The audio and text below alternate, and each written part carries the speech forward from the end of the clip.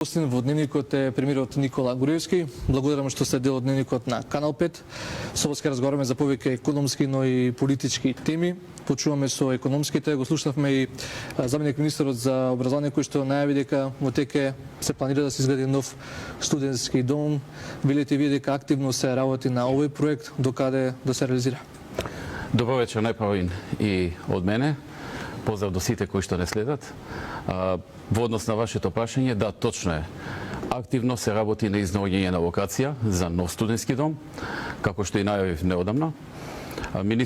Заменик министерот за образование и министерот за образование заедно со свој тим работат на истото и од она што сум информиран, тие веќе имаат изнајдено неколку локации во Скопје и треба да направат евалуација, да видат која од нив е најсоодветна од сите гледни точки. Така што очекувам во текот на следната недела да имаме конечната локација каде што ќе се гради нов студентски дом во Скопје.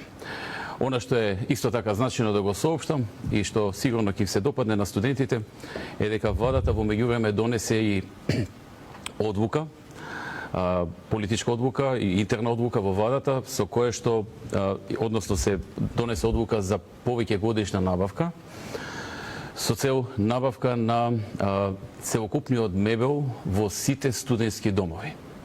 Значи се она што е плакари, кревети, маси, столици и така натаму, се она што е мебел во еден студентски дом во неколку години, во 2 до 3 години, во фази целосно ќе биде заменето во сите студентски домови со комплетно нов мебел. Значи, освен градењето на новиот студентски дом, реновирањето на студентскиот дом Гоце Делчев, кој што е во тек, предходните реновирања што ги правевме во студентскиот дом во Газибаба и градбата на еден дел од тој дом, одиме и на градба на нов студентски дом, и на целосна замена на мебелот во сите студентски домови.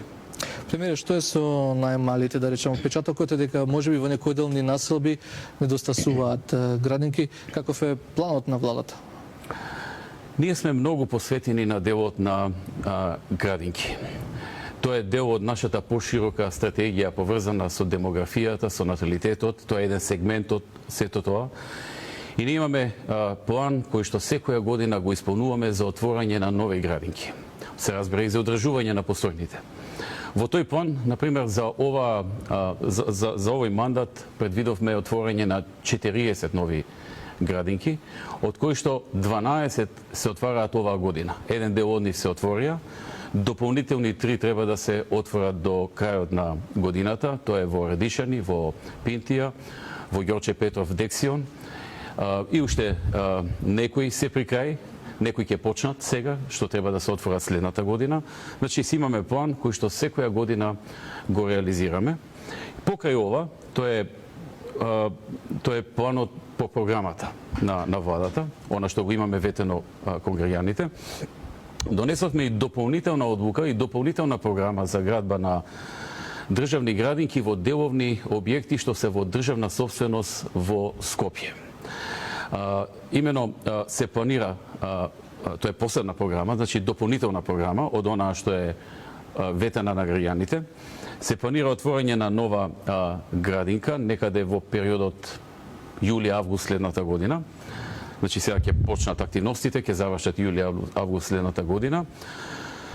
Во општина Центар 3, од кој едната ќе биде на позади источната трибина на стадионот Националната арена Филип II, каде што имаме огромен простор и каде што ќе има сместување за околу 250 дечиња.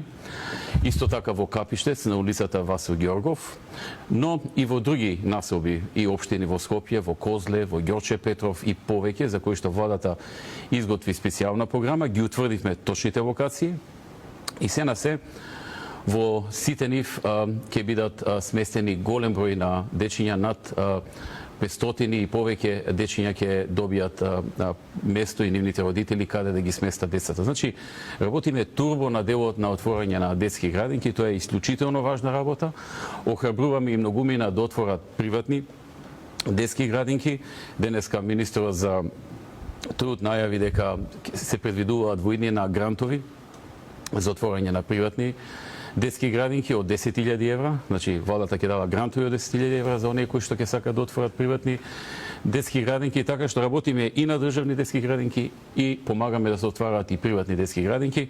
Процентот на сместувачки капацитети во градинките е дуплиран и повеќе од тоа од времето кога дојдовме во владата и се гледа дека владата е посветена на тоа. Но има уште многу просто, има уште многу што треба да се направи.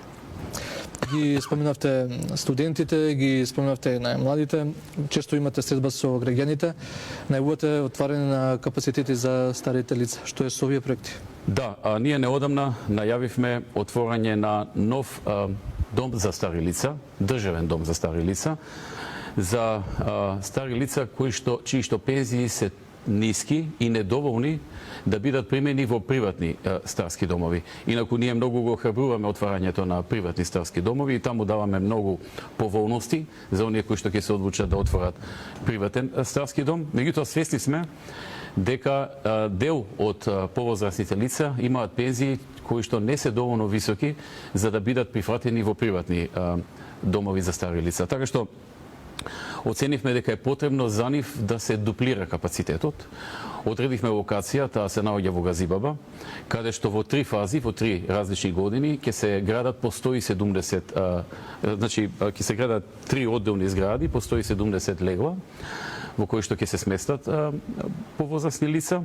Првата ќе почне во текот на следната година, значи некаде втората половина на следната година ќе почне градбата, во меѓувреме проектирање на идеен проект, основен проект и се што е потребно. Имаме најдено земјиште во големина од 2500 метри квадратни, што е сосема доволно за 3 вакви објекти во Газибаба. И следната година почнуваме втората фаза, првата фаза што ме завршиме првата фаза, одиме на втората и кога ќе завршиме втората, одиме на третата. И од прилика со ова во сите три ќе има по 170, со тоа ќе се дуплира капацитетот на легла во домови за стари лица.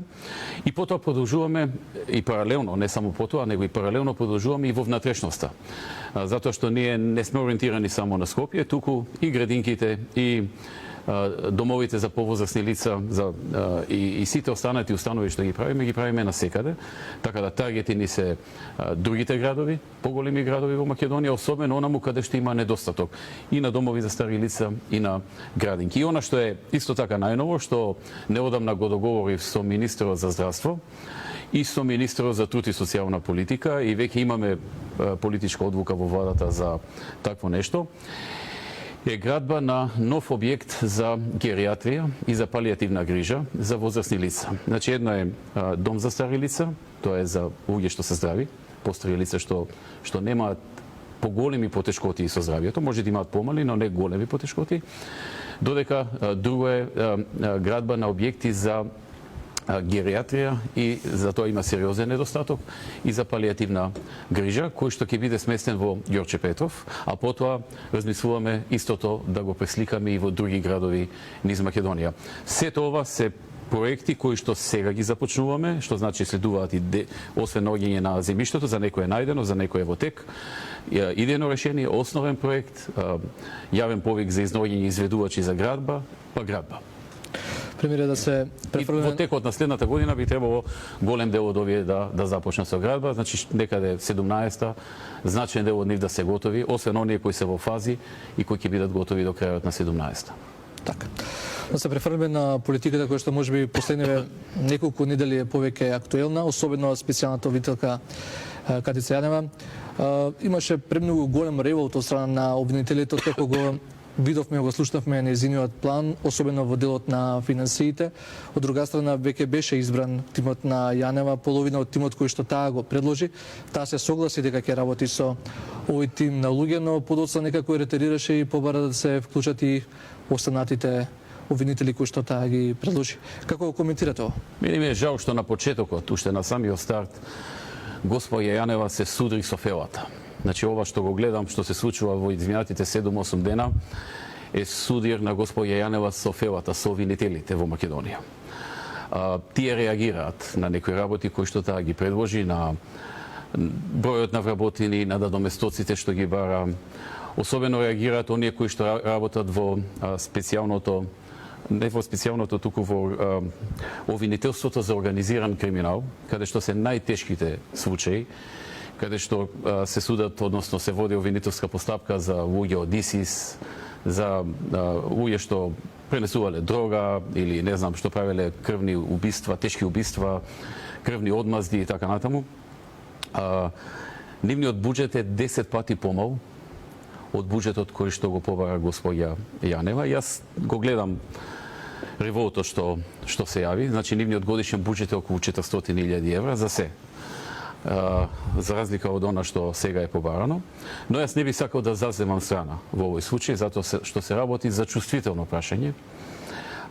Еден сериозен судир во фелата и на стручна база, но и на база која што е поврзана со искористување на капацитетите на обвинителите. Имено од она што го дознав, имаме ситуација каде што еден обвинител во обвинителството води по 40 предмети. Гледано така, 14 заедно со неа 15 обвинители во така нареченото специјално обвинителство можат да водат, не знам, за сите членови на ВМРО ДПМН да поведат обвинителски истраги.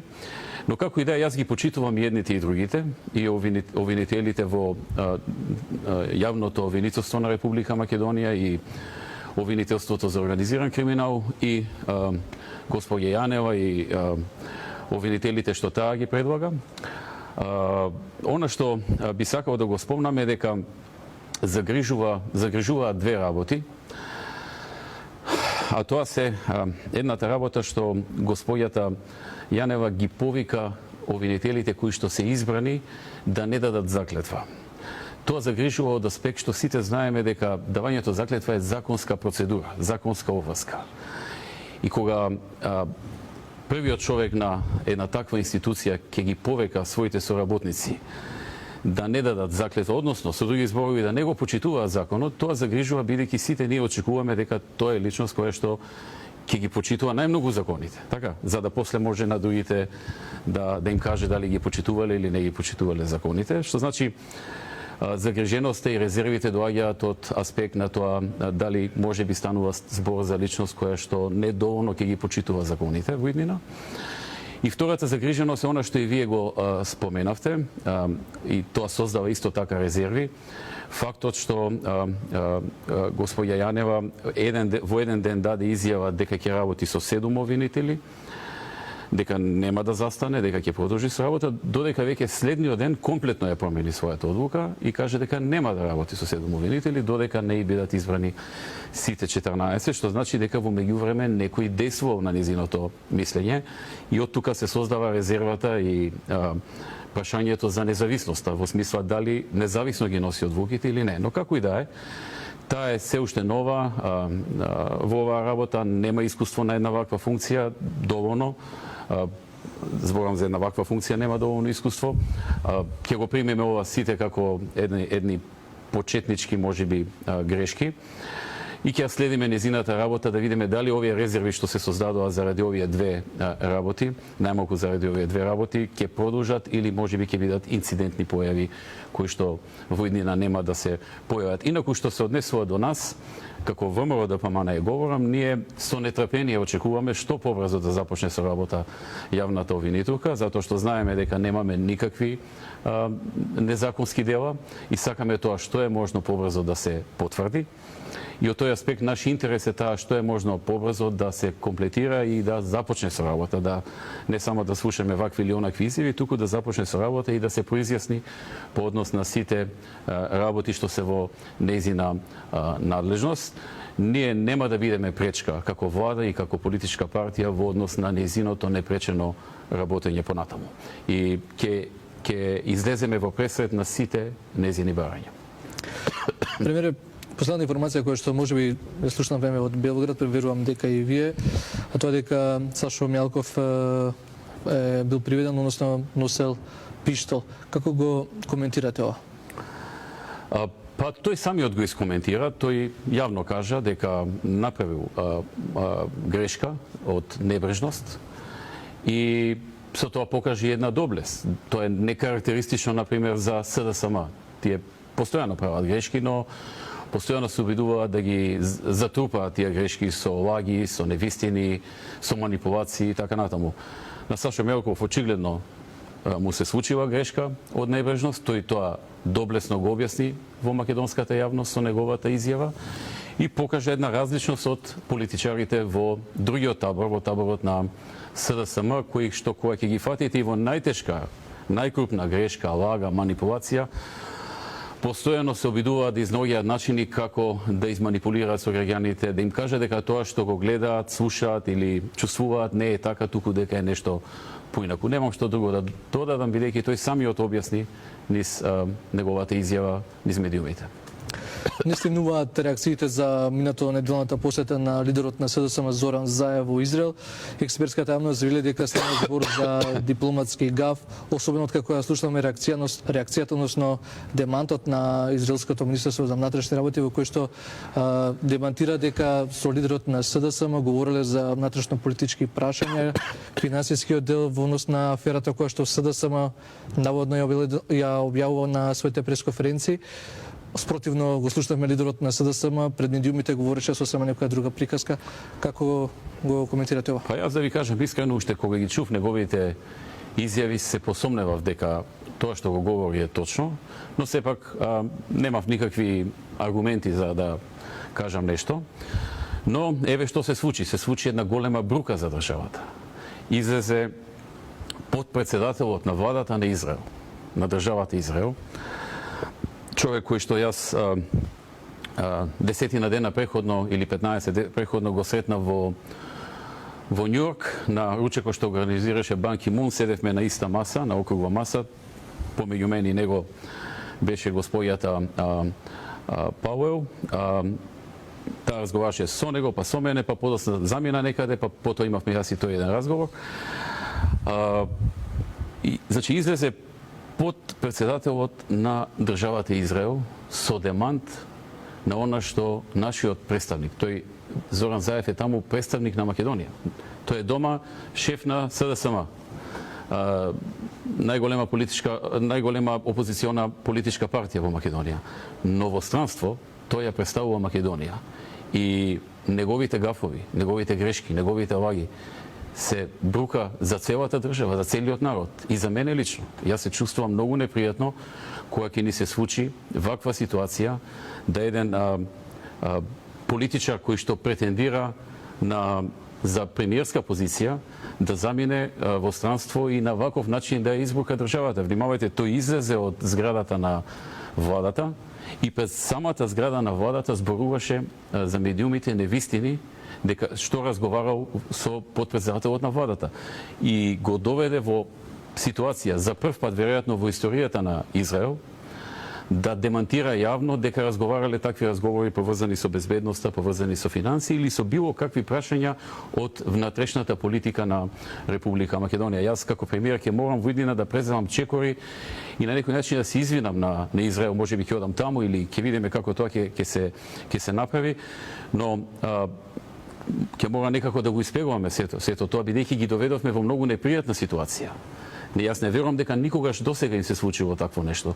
Моите информации говорат дека после случката имале координација Министерството за надворешни работи, представници на МОСАД, бидејќи и тие беа спомнувани, и таму немало никаква средба, уште помалку разговори по ова прашање. И откај и Министерството за внатрешни, човекот кој што е подпредседател на владата и кој што се сретна со господин Заев, имале координација како да постапат, бидејќи прв пат се соочуваат со ваква работа. Никогаш преходно примиле многу политичари, државници, председатели на опозициони партии, тоа е нормална работа, но никогаш не им се случило по излегувањето од владата на 5 метра или не знам колку далеку од зградата на владата, човекот што го примили да дава јавна невистините изјава и да ги стави во една таква непријатна ситуација. Но она што за мене е уште позагрижувачки е што ако господинот Заев си дозволува во една таква сериозна и значајна држава во светот да говори вакви лаги и вакви невистини, што ли да очекуваме ние во Македонија од него? И како опозиционер, и нели за она што претендира. Тој претендира да биде председател на влада.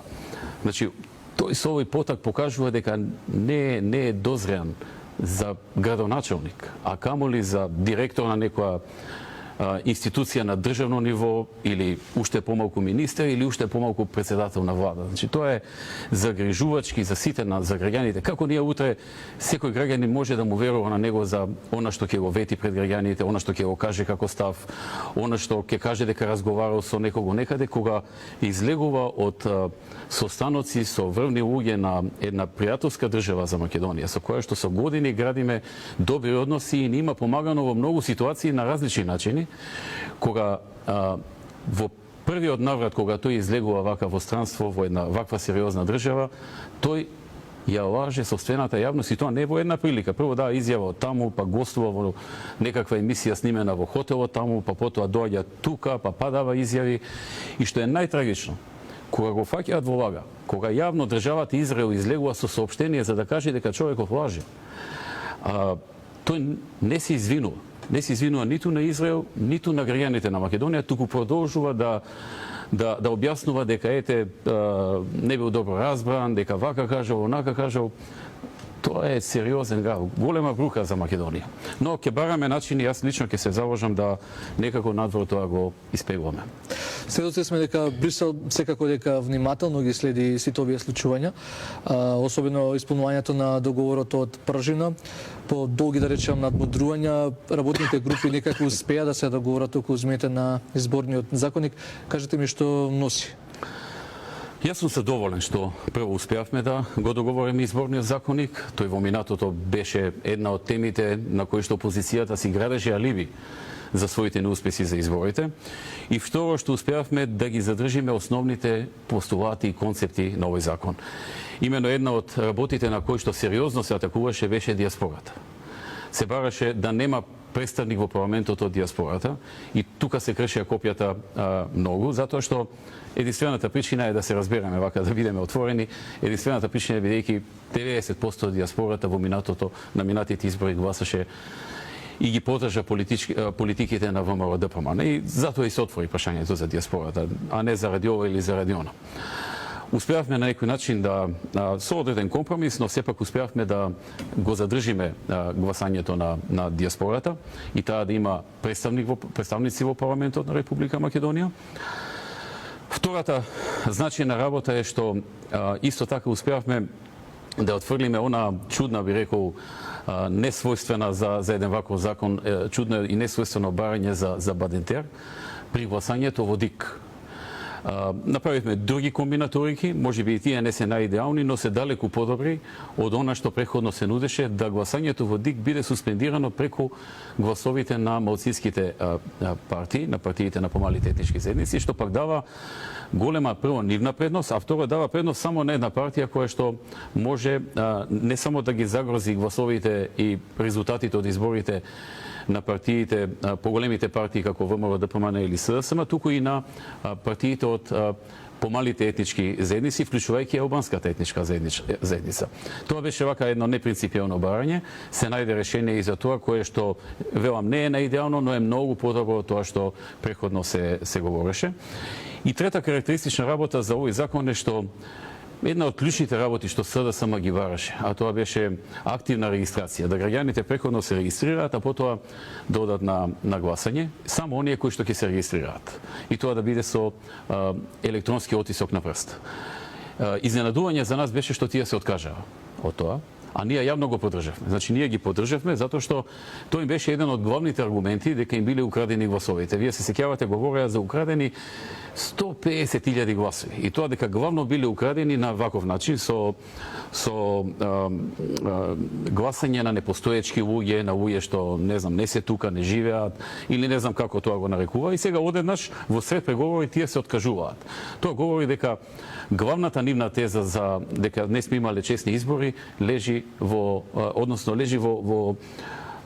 си ја поништија главната нивна теза.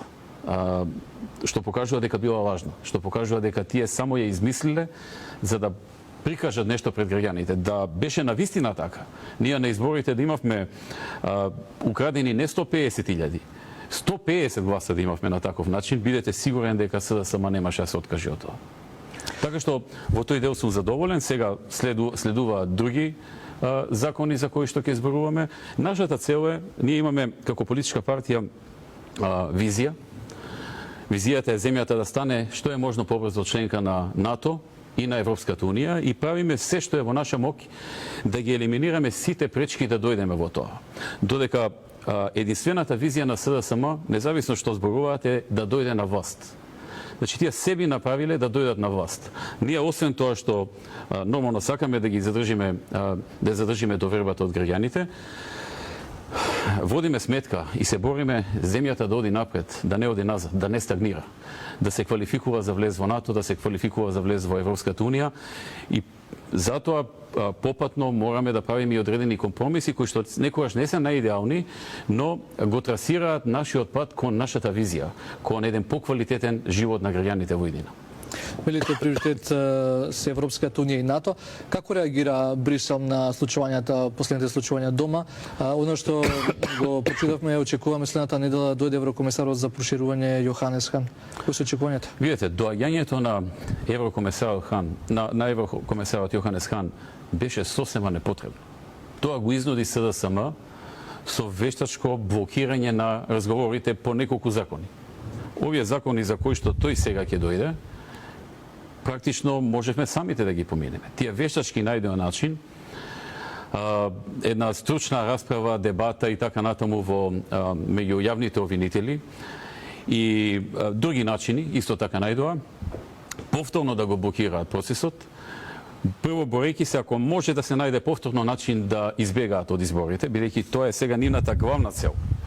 Тие се свесни дека ќе загубат на следните избори и за нив тие не се многу посакувани, колку и да го говорат обратното, затоа што како што ние нарачуваме анкети за расположението на граѓаните, така и тие го прават тоа. И тие се доволно свесни што ги очекува вапро. Тоа е едната причина. И втората причина е, ако тоа не се успее, барем повторно да се во центарот на вниманието. Знаете, кога доаѓа комесарот Јоханес Хан, СДСМ доаѓа до израз на некој начин, затоа што тие не можат во меѓувреме да дојдат до израз со проекти, со идеи, со предлози за реформи, со предлози за подобрување на животот на граѓаните или со некоја конструктивна идеја. Тоа не е нивното главно поле на битка. Тие тука губат од нас, не се снаоѓаат. Немаат доволни капацитети за да не победат на тоа поле.